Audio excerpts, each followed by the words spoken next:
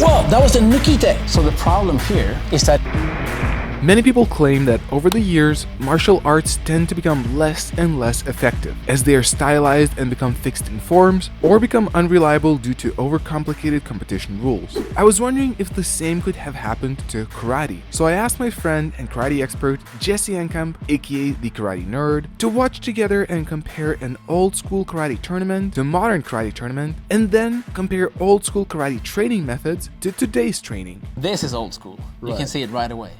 That is cool. Yeah, you don't see this anymore. This is way different. So we get to the modern, right? This It already looks different, right? Yeah, exactly. What gives it away that it's old school? I guess besides the fact that it's like an old school camera. But first of all, there's way more action. People are not afraid like they are today. It seems like back in the days, people were more concerned with scoring points and winning. Today, they're more afraid of not losing. It's like a different mentality. This is the old school versus the new school. And they say old is gold. Maybe it was better. They take more chances, they take more risk, which makes it way more exciting to watch old school fighting than modern fighting. What about the techniques you see applied? Like there's almost like this like a roundhouse sweep kick. That is the classic ashibarai, right? The foot sweep. And then he goes in to score another point. Right. But what's interesting here is that he doesn't punch like most people do today, but he actually does like an axe kick or a stomp. Look at this. Oh, that, wow. Yeah, Did you see that's that? badass, yeah. And you never see that today. Why not? Because it's against the rules. So back then the rules allowed for much more. Today the rules are way more restrictive because you want to probably make the sport safer. But then again, you also remove so much of the essence of the actual fighting, which is why it's so watered down today. Nice. That was a really nice Kizamitsuki. See how he just flies in with that, kind of like you would do in fencing. Right. Yeah, the same kind of movement, which of course has a historical connection that I talk about in one of my videos, where the French martial art of Savate, which is like foot fencing, introduced many of these techniques that were not prevalent in old school karate in Okinawa. There's no Kizamitsuki in any of the classical kata. You would never learn this technique from an old grandmaster because it didn't exist. It was imported. And these moves were demonstrated in Japan way before any Okinawan master set their foot on the island because of the Japanese military connection to France. And this is something a lot of people don't know about. People think it's like a homogeneous martial art from this small, tiny island, but it's in essence, it's the original mixed martial arts because so many different fighting cultures traveled and traded in Okinawa back in the days. So it became like a melting pot for many cultures and their martial arts. This looks like fighting. It does. It's a bit hectic too. It is, and some people might say it's sloppy, but then again, you also have to keep in mind that karate was not as well developed back in these days, right? They didn't have as much knowledge. They just thought, hey, let's scrap. A lot of it was based on instinct and fighting spirit more than technical mastery. That's why they're flailing their arms a little bit, because the technical level wasn't as good as well. I think in general too, like when you start to pressure test martial arts, often in the beginning looks like, wow, like especially with Aikido. Aikido is so pretty, but then when you get into like a sparring situation, it's just nothing like it. And people are like, this is not Aikido. It's like, no, it's Aikido, but that's how it looks when you try. Exactly. It does seem karate though, right? You see the karate behind it. It's not just scrapping, right? No, this is what it would look like if two people wanted to fight using karate techniques. But obviously there are still rules. They're not doing all of the old school stuff like, you know, gouging your eyes out and breaking your neck and stuff. And just look at this. So this already is way different because they're already fighting, but you can't really see it unless you know what you're looking at. They're doing something called mai, which is like a combination of two words, ma and I, which is the maintenance of the correct fighting distance. Distance management is huge because whoever controls the distance controls the fight. So now they're just fighting for space. And as soon as they see that glitch or that gap, they will blitz in with their techniques. In the old school clip, they didn't really think about that as much. They were more concerned with the actual punching and kicking. But here they're very concerned about when and why they punch and kick. So they're saving their energy for the exact right moment. But this is very demanding and it's intense, especially for the mind. Because if you lose your focus just 1 second, the opponent will see that gap, take advantage. So that was like a pretty good trip. So the problem here is that he's grabbing like this. Again, maybe a little bit of politics, but people in charge don't want karate to look too much like judo, even though originally it included a lot of takedowns and throws. So when it comes to the sporting side of karate, they don't want people to grab too much. So even though this would be an effective takedown, it doesn't score a point. Especially so didn't get a point here. No, especially not if you get pulled down. So now he's getting a warning. See the blue flag for the blue guy. Because of the trip? Yes, because of what he just did. Okay, so you know what this one? Oh, is this from the Olympics? Yeah, it's a really controversial subject, and I'm actually Yes. super curious to learn what your thoughts are. Bam. Ooh, okay. I love And the little jump he does. Right, yes. I got it. Like he was so happy, like yes. Right. And then what he doesn't know is he's about to get disqualified. Right. The thing is, the blue guy who's lying on the ground, he's the champion. He won this fight officially, right? And it's like, when I read the article, I'm like, crazy. This guy clearly outbested him and got a clean, nice kick, and then he's like... If the kick was too powerful, he should get disqualified. But it was a light kick. Problem was that his opponent, the supposed winner, just ran into it without his guard up. So he should get a warning for what's known as mubobi, which means that he's not protecting himself when he's entering to punch, right? But what they think is that it was excessive force because he got knocked out and it doesn't look good on camera. And this was the first time karate was in the Olympics. And they want to make sure it doesn't look too violent. So this might have been more of a political decision. Right. I like how back in the days they always had the oversized karate uniforms as well. Right? Why is that? Like, is there a reason to that? Maybe it was the style? Maybe it was like, I mean, it's fashion like everything else. Person who doesn't know any of this, comparing the two, this is like clearly badass. And Yeah, like, oh, exactly. this is fighting. And then we look at the other one and it's like, it looks funny to people, I think. Exactly, you know? but I would say this is a higher level of fighting. They're not wasting any energy on techniques that wouldn't land. And both of them are really good, and everyone are really good at this high level of maintaining the correct distance. And just 1 inch forward or back will change the whole game. I think it may look funny to people because there's that kind of almost glitching, syruping about it. They're reacting so fast. It's not because they're like afraid of contact, no? Their nerves are like at this level. Like their central nervous system is so highly excited that any small movement, any twitch, they notice it. We then started looking at old school karate training footage. So old school karate training. Nice. I like it. You like it already? Yes, because these are moves that you don't see a lot today. What is happening here? That is the iron geta. Those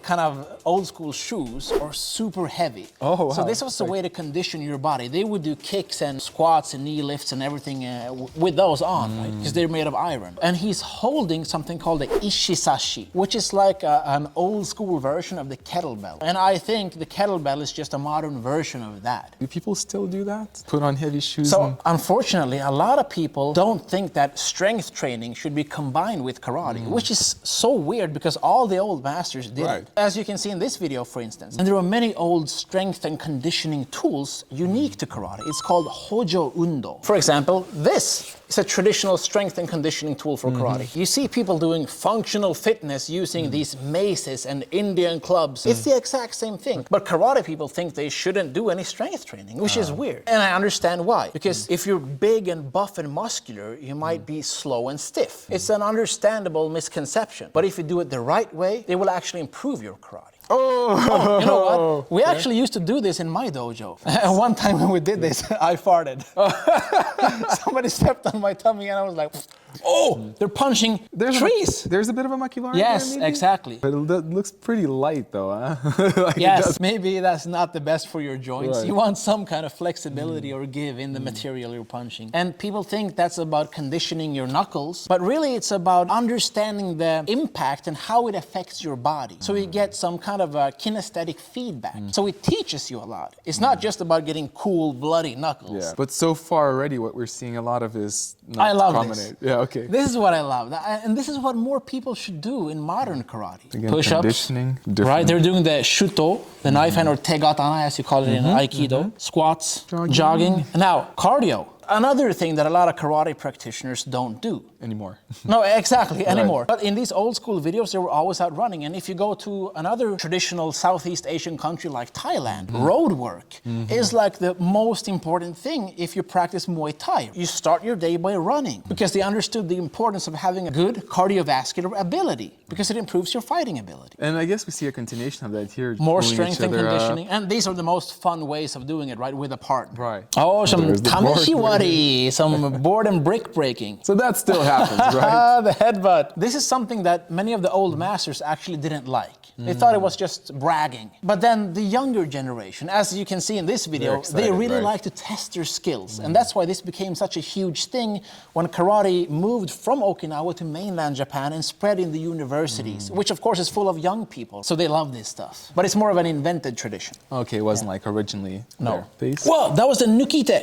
Oh, So like he literally straight? used... That's his fingers. Yeah, he used his fingers. That's hardcore. Probably don't see that often anymore. No, because it just nobody takes- does that anymore. You gotta condition your fingers for so long. Nobody has the patience today to do these things. There's a bag. Yeah. Like, and an elbow. Right. I wasn't expecting to see this whatsoever. Yeah, but this is actually because this video is from a Japanese university practice. So they started using more of the modern implements at this point. For instance, the boxing bag, because boxing, Western boxing, was Right. becoming very popular in Japan at this time. This is why karate became so exclusively about striking, because what actually happened is the Japanese wanted their own martial art to rival Western boxing. So they literally imported this Okinawan martial art and removed the throws and the takedowns and the weapons and the groundwork and the joint locks and the pressure points and just try to keep the striking elements of punch, kick, knee, and elbow. And then they used tools like the heavy bag to show the world and make these propaganda videos that we have our own boxing, but it's better because we can use the elbows and the knees. But of course, in this process, a lot of the essence was lost. The real stuff that was actually useful in self-defense, like the throws we just saw. So in a way, it's not even fair to say like, oh, look, old school karate used No. to use bags. It's more propaganda. In a way. Yeah, and I wouldn't really call this old school, but it depends on your definition, of Right. course. This is interesting. I've never seen this before. This kind of move or? Yeah, or this video, because I thought I had seen all the old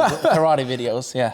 Yes, and they're even punching now. Now, I wouldn't recommend punching or doing any snappy kinds of movements because with weights. the joints, right? Maybe exercise physiology wasn't at its peak. They didn't have sports science as we do today, right? But generally, you want to move those slowly or not with full joint Right. extension. We didn't know. No, exactly. That must have been so tough. Oh, yeah, like imagine how your legs must be burning after a Right. few of those kicks. Right. And they didn't do a few, they did like hundreds of those. Now, personally, I'm not a fan of this, and I don't know where this started, but of having your hands down by the side. Yeah, that's a good point. Like, Yeah, what it's is that? because they want to isolate the kick. They want to just focus on the maigiri, the front kick, which is okay. But if you do it too much, you have the habit of dropping your arms, right? So there's a time and place for everything, but make sure this is not everything you do. You also have to practice with the guard up. Oh, So now we got kumite, free sparring. So they're not using any protectors, which requires full control. They're not trying to knock each other out. Get one of these without a glove to your teeth, and then you can't practice for a month. They want to practice every day. Oh, Makiwara. Again, the wooden striking post. So important. And as you can see, they had a whole bunch of them back in the days. That's the way it should look. Wara is the name of the rope. That's why it's called a Makiwara. And they actually have that original rope right there. And as you can see, it has a great sway. So it gives a lot. So it doesn't hurt your joints. Because you don't want arthritis after practicing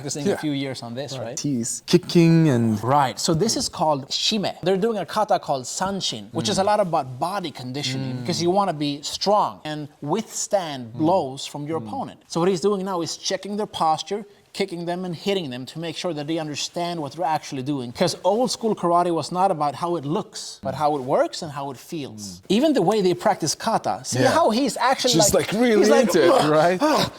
Like he's using so much power in each and every move because it's not just a dance. He wants to make sure that he can actually bam, bam, bam, hit somebody with these movements. So again, that's probably something that changed over the years where it's more like you're trying to look very nice and clean versus like, gonna give it all. Yep, so it's the debate between form versus function. They thought more about the function back in the days. Right. Today we think more about the form because a lot of the function has been lost in the sands of time. Many masters didn't teach the meaning of the movements. Their students had to figure it out by themselves. So today a lot of movements have been lost. Now they're doing prearranged sparring. And some of these movements are actually applications from the kata you just saw. We call this bunkai in Japanese. Do many dojos still practice bunkai? Unfortunately not, but it is growing in popularity again. And I think it's because of the MMA scene and UFC. People see actual combat and they're thinking, how could I use my karate against an aggressive attacker? And so they start researching and discovering that kata is meant to be used. It's not just a solo pattern. It's not just a dance, which is what a lot of people have been taught. And that's why bunkai is gaining in popularity again, like it should be. And I also see takedowns. Yes, a lot of takedowns in classical karate because, again, it was supposed to be used for self-defense. The best way to neutralize and control an attacker is on the ground. down. But that's also old school versus modern. Obviously, there are still some takedowns and throws in karate, but not nearly as much as it used to be. And you can just look at the old books of the masters. The world's most popular style is called Shotokan. There are like a dozen throws demonstrated by the founder in his books. Like one of them is a literal pile driver, like you would see in wrestling. Like he would just drop you on your neck. Nobody does it today. But the founder is right there in his book demonstrating it. So this is what I said before, Hojo Undo, which is these traditional strength and conditioning tools. That's the nigiri game, the jars. They're full of sand. And they get heavier and heavier as you get more advanced. Sparring, yakusoku kumite.